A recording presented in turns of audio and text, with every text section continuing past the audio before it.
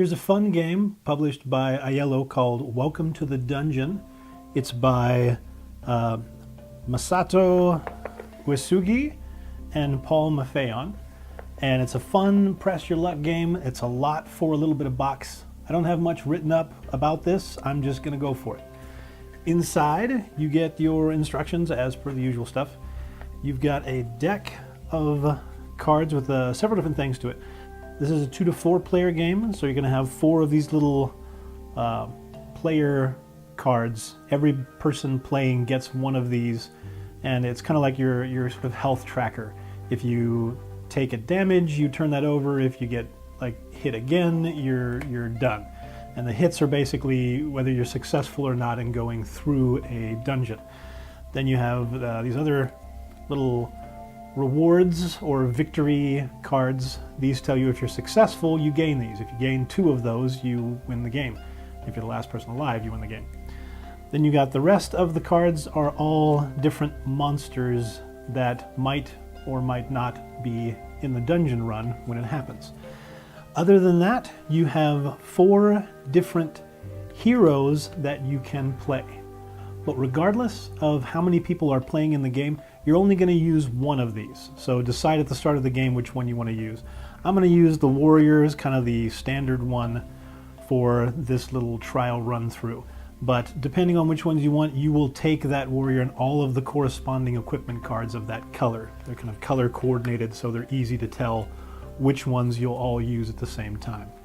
So start things off, just throw all of these equipment things out here so everybody can see what they are. Everybody gets one of these, which we already talked about, and then you'll start playing. Figure out whoever wants to go first by whatever means necessary. On your turn, you are going to draw one of these cards, and from that you're somehow going to make the dungeon run more difficult for this warrior going through it. I'm thinking the premise of this game is sort of that you have 3 or 4 people standing around, all bragging about how they could go through this dungeon. And the next person kind of wants to one-up that and say, well, I can go through the dungeon without my shield. And the next person says, well, I can go through the dungeon and fight a couple of ogres more than you. So each person is kind of trying to one-up themselves until eventually they're all going to basically call BS on that person and say, no, you can't. And then when the one person who says, yes, I can, that person has to do it. And either they will be successful and they will gain a reward, or they will not be successful and they will take a hit. Suppose we're going through the dungeon with our warrior here, and I'm the first person to go. I'm going to turn over the first card, and I'm going to be the only person to take a look at it.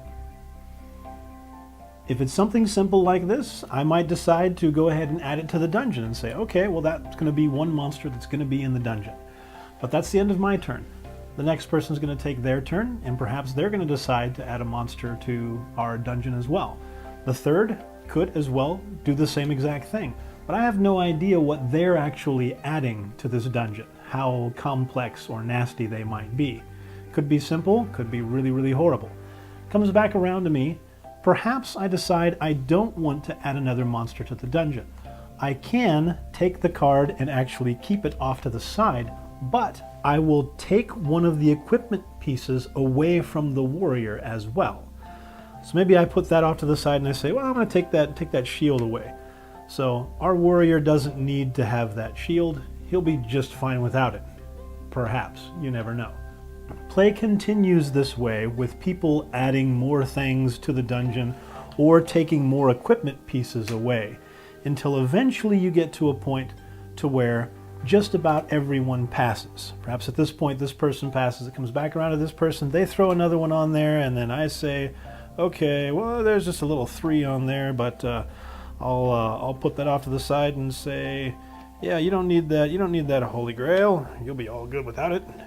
And the next person passes.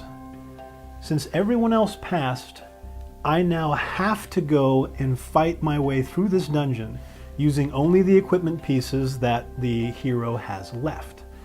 I'll do this by turning over all the cards in this dungeon one at a time and resolving them until I'm out of health or until I actually make it all the way through the dungeon. So let's turn over the first card here. It's a 6. this is pretty horrible, because the only thing I really have with me is a total health of 8. I have a torch, which lets me defeat monsters of 3 or less, and then I have a dragon spear, which helps me to kill the dragon. This is not the dragon. This is something that's going to hit me and do 6 points of damage. I have 8 total, which means I only have 2 points left, and that was the first card. Let's keep going, shall we? Hey, look, there's a 2, but I defeat monsters with a strength of 3 or less, so this doesn't do any damage to me at all. Let's take a look at our next card. Oh look, it's a 5. That's enough to finish off the rest of my health, since neither of these items will defeat that monster. At that point, I am dead. I'm not going to make it. So there was a lot of other things, the 7 and the other 5, and a 1. Yeah, I was way beyond toast for that one. So now I have to take a penalty and turn my card over saying that I failed once.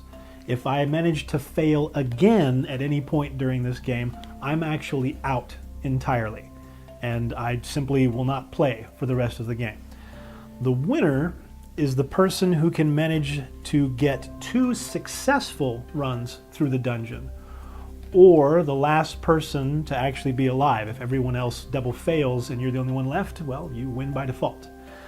But after we've gone through one dungeon and I've taken my fail marker, the equipment will go back to the front, along with all the different monster cards that we had taken out. We will reshuffle, and we play again, this time with the person who just either failed or succeeded being the person who starts by drawing the first card.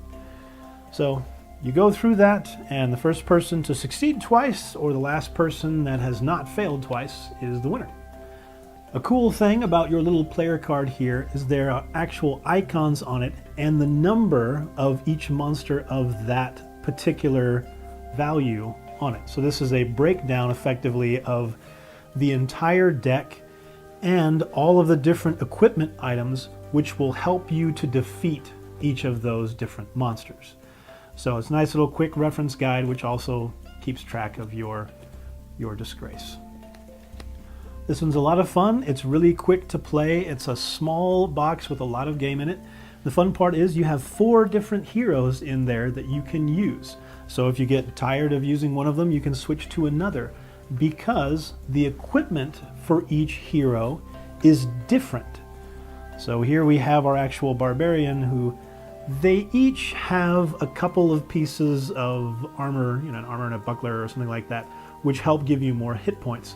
But the items they actually carry are different for each one. For instance, the barbarian has a warhammer which defeats golems.